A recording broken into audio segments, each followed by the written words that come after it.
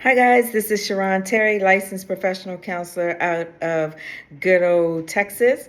And I am here today because it is Mental Health Monday.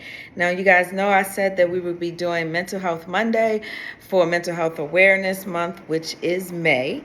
And today I want to talk about getting therapy and how and what you should look for in a therapist. So, some of the things that we should consider when we're looking for a therapist, because we know that sometimes it's like trying on shoes. You need to try on several pair before you find the right one. Sometimes you're lucky and the first try it's a hit, right? But in the meantime, there's some things that you can consider when you're looking for a therapist. Number one, think about what that therapist's philosophy is on how people heal. Do they have an individualized approach, or are they a therapist that feels like they need to use, one method and one method only? You know that I believe that therapy is not one size fits all. We have to customize it to whomever is sitting in front of us. So number one, just ask the therapist, how do you believe that people heal, and what's your style? What methods do you use, right? Do you feel that you are going to be respected, and are you going to feel comfortable with this person? Do they give you that vibe that you can tell them anything as if they're your best friend, but they're not. They're actually getting paid to listen to you. But you should get that feel like your therapist is a good friend, right? You should get that warm, fuzzy feeling. But keep in mind that a good friend is not going to always agree with you. There will be times when you will be challenged in therapy. You will be asked some hard questions in therapy.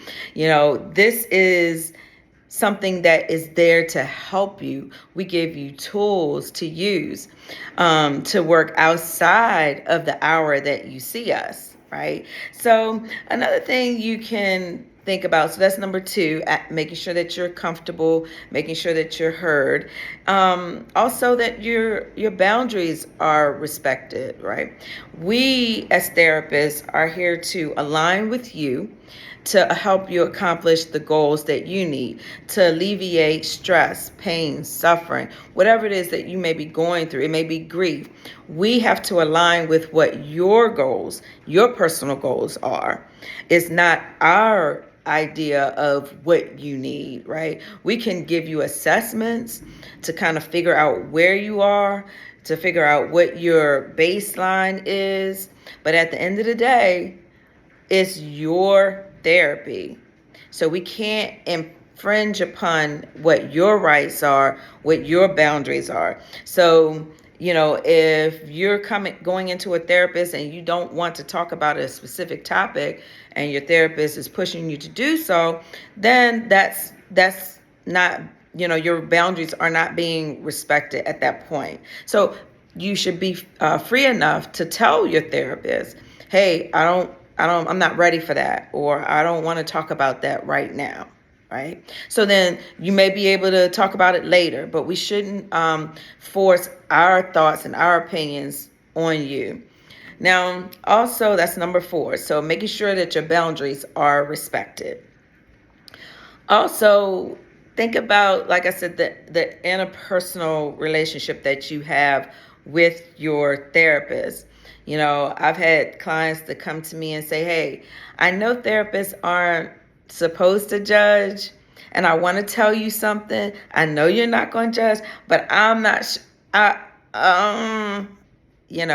but they are there to listen. I always reassure, you've been seeing me a while, I'm not going to judge you. This is a safe space, a soft landing space where you can share just anything that you want to share.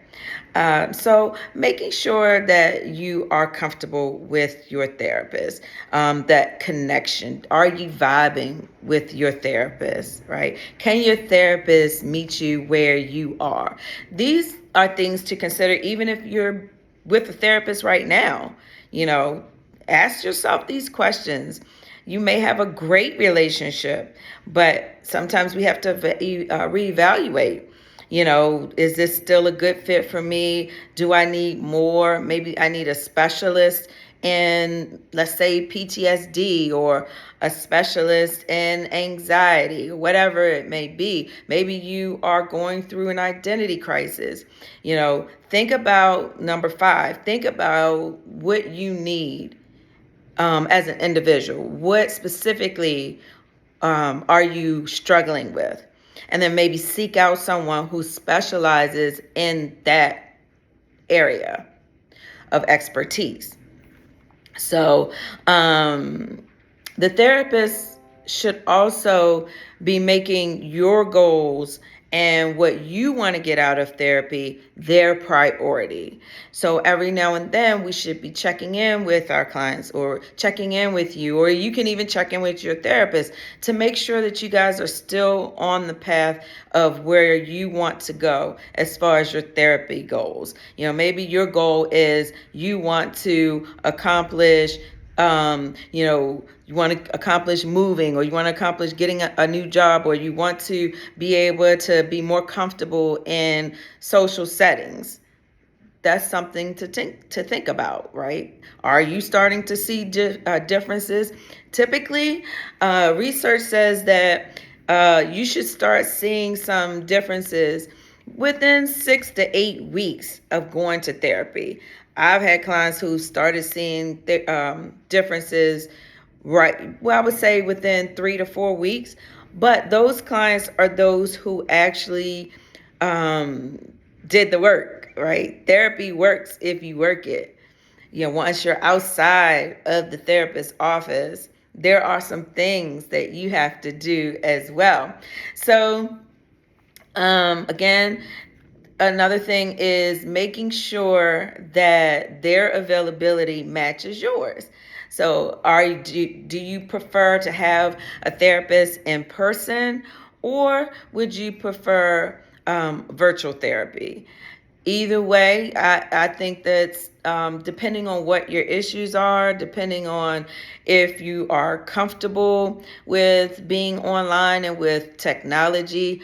If you're a person who is trying to build social skills, then maybe you should try, seeing someone in person, just to get that practice of getting out and having that interpersonal relationship, or that connection outside of your home, because that will help you as well. Let's see. What about the tools and the techniques, right? Sometimes, you may not be a type of person that wants to try all of these different assignments. I give my clients homework. A lot of therapists give their clients homework assignments. But I have some clients who don't like doing it. They just don't. They don't want to journal. They don't want to try out these different worksheets, and that's fine. These are recommendations of what we believe will help you with your specific issue. We use scientifically proven techniques and tools. So we're not just, throwing darts in the wind. These are things that have been scientifically proven to work for millions of people. But the key is, everything doesn't work for everyone. So we have a lot of different ways to accomplish what you want to accomplish, to alleviate depression, to alleviate anxiety, to help you feel more comfortable in social settings or panic attacks. As I said, I like for my clients to journal, because it helps them to get out of their head, look at what they're thinking on paper. It makes it more concrete. But for those clients who do not like to write in a journal, I oftentimes will suggest doing voice notes on your phone, because you can hear yourself when you're in a crisis, and then you can go back and really understand what you were going through in that moment, but also how you were able to get yourself out of a situation. So the voice notes is a very effective tool. A lot of my clients like it for those who don't like to journal. Um, it it doesn't matter how we feel about a certain situation as far as the tools. We're not going to get offended if you don't want to do something that we are suggesting, right? If we, just like you, are having an issue with how the therapeutic relationship is going, then it should be a space where we can both feel comfortable. You and the therapist should be able to bring up how you're feeling about how things are going. A therapist will check in with you to get a temperature check about, hey, how do you feel these sessions are going? What do you think we could do differently or better? Or is there something that you want to try? So a therapist is always willing and open to try different things, always listening, always being attentive.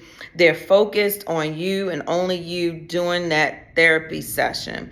Therapists ask for feedback on the whole process, throughout the process, so that you are comfortable and you are growing and getting the most out of your sessions.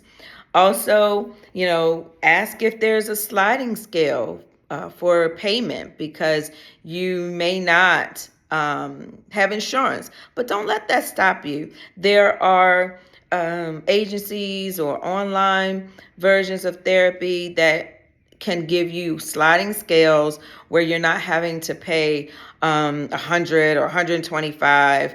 Right now, I know Open Path for individuals, the highest the therapist can charge is like 40, and I think for couples it's $80. So now you have better health, different online versions of therapy that have come up now.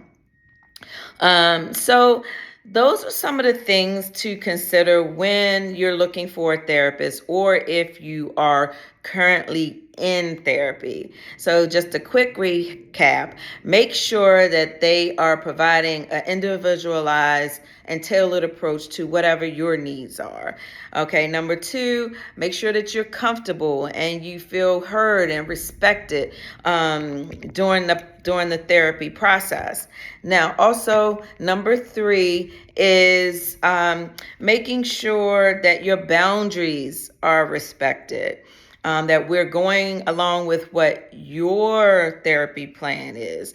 So, number four is making sure that there's some kind of connection that you feel, or, that you and your therapist are able to vibe very well. Making sure that your therapist, number five, is making sure that your therapist is making sure that your goals are priority, not theirs.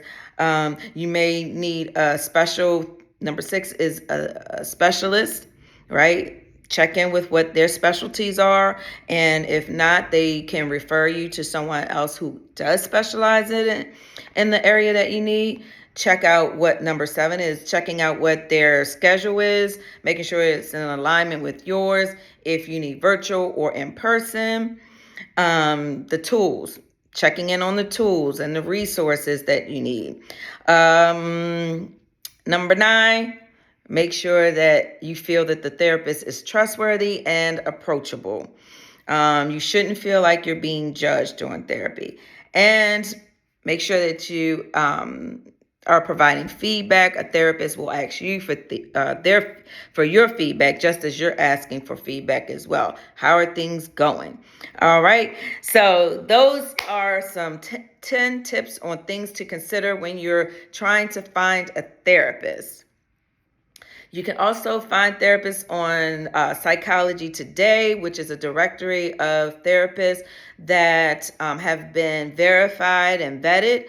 You can go to Open Path if you don't have insurance and need a sliding scale. There's other therapists on Better Health if you prefer virtual therapy.